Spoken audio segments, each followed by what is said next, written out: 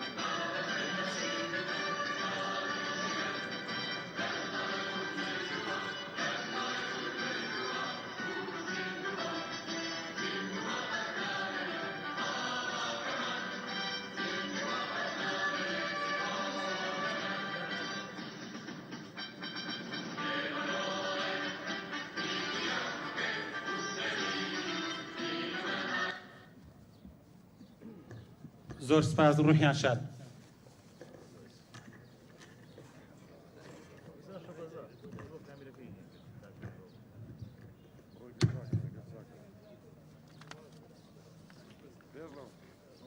بەڕێزان ئێستاش 34 مۆم بۆ 34مین ساڵیادی تاوانی سەدا، تاوانی لە بیر نەکراو، تاوانی ئەنفال کە دەرحەق بە گەلەکەمان ئەنجام دراوە دادەجووسێت لەلایەن هەڤاڵانی مەڵبەندەوە داوا لە بەڕێزیان دەکەین با بفەرمێن.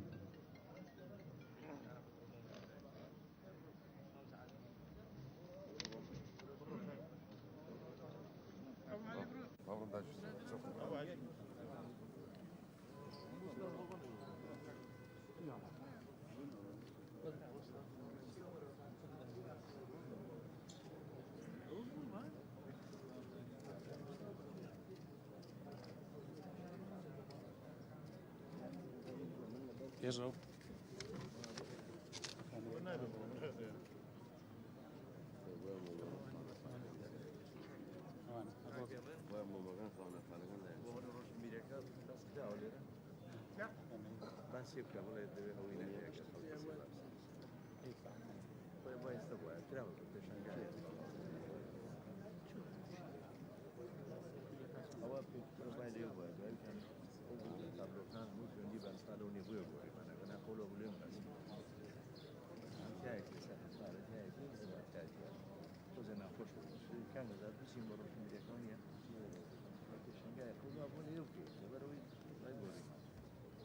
Erro.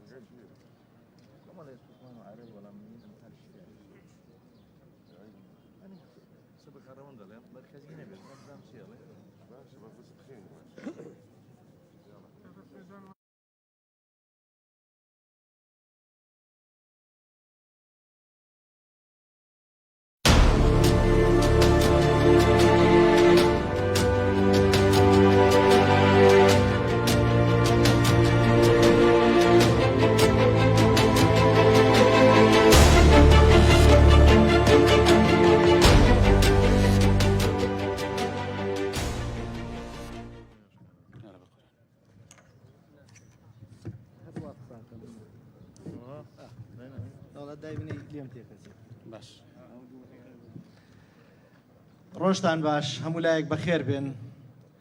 بەداخەوە ئەمڕۆ هەمومان بۆ مەرگەساتی 182,000 مرۆڤی کورد جارێکی کەش دوای 34 ساڵ لێرە کۆبینەوە. ئەم ماتەمە ماتەمێکە بەسەر کەم میلەتی دنیادا هاتووە. بەداخەوە مەرگەساتەکانی کورد ئەوەندە زۆرن هەرچەند بیری لێ بکەینەوە زیاتر برینەکانمان قوڵترە بێتەوە. من بۆ بەبیرهێنانەوە مەوێ شتێکتان لەسەر ئەنفال بۆ باز بکەم، چونکە ئەنفال کارەساتێک بوو، قڕکردنی کورد بوو. لە ئەنفالدا زیاتر لە 5,000 گوند و شار و شارۆچکەی کوردستان لەگەڵ زەویدا تەخت کران. هەموو کانیاوەکان پڕ کرانەوە. ژیان لە کوردستان کۆتایی هات کوردیان هەموو ڕاپێچی زیندانەکانی عەرعەر و جنوبی عێراق کرد ڕژێمی ئەو کاتە ژن و مناڵ و گەورە و بچووکی کوردی زیندە بەچاڵ کرد بەشێکی زۆری ئەو زیندە بەچاڵانە هەر بە شۆڤڵ چاڵیان لێدا و فڕیان ئەدانە ناو چاڵەکە و لە دوورەوەش دەستڕێژی گولەیان لێ ئەکردن هەندێکیان بەدەم گولەکانەوە هێشتا ڕوحیان دەرنەچوو و قوربانیان خۆڵەکرا بۆیە ئێمە ئەبێ وەکو کورد ئەم بابەتانە بکەین بە مێژوویەک میلەتەکەمان لە بیری نەکا واقعی میلەتەکەمان بۆ خەڵک باز بکەین چونکە ئەگەر ئێوە بێنەوە پێشچاوی خۆتان لە گوندێکە ئەگەر 15 ماڵ بوو بێ ئایلەی ئەو کاتە ئایلەی گەورە گەورە بوون هەمووی 6-7 سەرخێزان بوون کچ و ژن و مناڵ و گەورە و بچووک هەمویان خرانە ژێر خۆڵەوە بۆیە ئەم کارەساتێکە هی ئەوەیە ئێمە هەمومان لەسەر دڵمان هەمیشە ئەوە بنووسین کە ئەنفال لەبیر ناکرێ بەداخەوە لە دوای 182,000 شەهید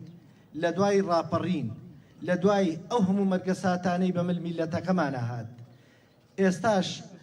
نەمانتوانی ڕیزەکانی گەل یەک بخەین تا ئێستاش بەشێکی میلەتەکەمان بە نەیاری ناحەزانمان لەگەڵ ناحەزەکانمانیشا دەست تێکەڵاوەکەن بۆ لە ناوبردنی ئەم میلەتە هەر ڕۆژی بە بیانوویەک جارێک بە بیانووی ڕیفراندۆم و جارێک بە بیانووی نەفتی سەربەخۆ و جارێک بە بیانووی اقتصادی سەربەخۆ جارێکی کەش سواری تیارەکانیانە بن ئەچن بۆ بەغدا لەوێ بۆ مساوەمەکردن لەسەر پۆستەکان و کە دێنە سەر شارەکانمان کە دێنە سەر ڕزگاری نیشتیمانی گەلەکەمان ئەڵێن ئەم شارە داگیر کراوە ئەم شارە هی ئەوە نی ئێمە بچینەوە ئێمە بەڕێزەوە بۆی دێنەوە منیش لێرەوە پیان ئەڵێم ئێمە ئاڵای کوردستان لە حەمرین بوو بە فیتی ئێوە بە عەقلیەتی ئێوە ئاڵای کوردستان 40 کیلۆمەتراتە خوار شاری کەرکووکەوە ئیتر لێرە و بەسە ئیتر خەڵک خەڵەتاندن بەسە ئیتر ئەم میلەتە بخەڵەتێنن ئێمە لە دوای ئەو هەموو ساڵی حکومڕانی ئێستا بینین میلەتەکەمان لە چه حاڵێکدایە وەزعی میلەتەکەمان چییە ئێستا تازە بە تازە بەشێکی کورد ئەچێ دەسەخاتە ناو دەستی نارەکانی میلەتەکەمانەوە بۆ ئەوەی نەهێڵن لە کەرکووک پارێزگارێکی کورتە بێ بۆیە هەواڵان ئێمە پێویستە لە یادی ئەنفالدا لە یادی هەڵەبجەدا لە هەموو ئەو یادانەدا پەنجە بۆ ناو چاوی ئەوانە درێژ بکەین کە ئەیانەوێ ئەم میلەتە تووشی سەر لێ شێوان بکەین ئێمە باجی خۆماندا بە قورسایی میلەتەکەمان باجماندا بۆیە کاتی ئەوە هاتووە بڵین ئیتر بەس و یەکێتی نیشتیمانی کوردستان ئەمەی کردووە بۆیە هەمومان پێویستە لەم یادانەدا لەم یادە پڕشکۆیانەدا سەری ڕێز و وەفادا ئەنەوێنین بۆ گیانی پاچی هەموو شەهیدانی ڕێگای کورد و کوردستان هەموو لایەک بەخێر بێن من بە ئومێدم یادی ئەنفال و یادی هەڵەبجە و ئەمانە بکرێ بە کەیسێکی نێودەوڵەتی بۆ ئەوەی خەڵکێکی زۆر دیفاع لە میلەتەکەمان بکە هەموو لایەک بەخێر بن ئینشاءڵڵا مۆفەق و سەرکەوتوو بن زۆر سپاس زۆر سپاس بۆ برای بەڕێزمان کاگڕەوان مەلا مەحموود لێ پرساوی مەڵبەندی دوور ڕەخستنی کەرکووک و ئەندامی سەرکردایەتی ئاگام لێیە مناڵێک لە قوڕی بەردەرگەیان پەیکەری پیاوێک دروست دەکات وێنەی سەجیش بە دەوریا دروست دەکات فرمێسک بە دیەکانیەوە تکێ و بە هەنسکەوە چیلکەیەکی دەستی بە پەیکەرەکەدا دێدێنێ و هەر بەدەم هەنسکەوە دەچرپێنێت بابەجیان تخوابیرم ناکەی پاشان بە ڕق و قینەوە دەڕوانێتە سەگەکان و وێنەکە تێک دەشێوێنێت پیرە پیاوێکش لەو لاوەکەم دیمەنا بینێ فرمێسک لە چاوی دێتە خوارێ و دەڵێ لاوە هەیڕۆ نیشتیمانم هەیڕۆ بابە هەیڕۆ ئەی خەونە ساوەکانی مناڵیمیان بەرەو کوێ بێت لە نێو لمی کام بیابانی نعلەتیدا نقمیان کرد دە پێم بڵێن تاکەی چاوەڕوان بم تاکەی گوێ قوڵاغی هەواڵێک بم تاکەی بە شوێن سەرابدا هەنگاو بنێم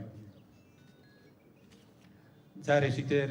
بە ناوی مەڵبەندی دوور ڕخسنی کەرکووکەوە بە خێراتنتان دەکەین سوپاسی وەفاداریتان دەکەین زۆر سوپاس بۆ ئامادەبوونتان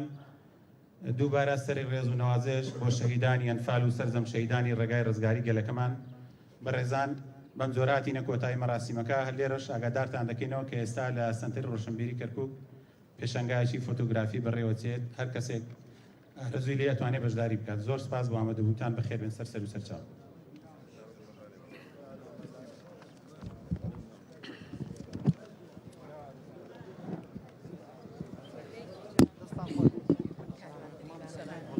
کاک ویکتۆر گەیلان کاک شێخ وەڵا لێدوانمان پێویستە بێ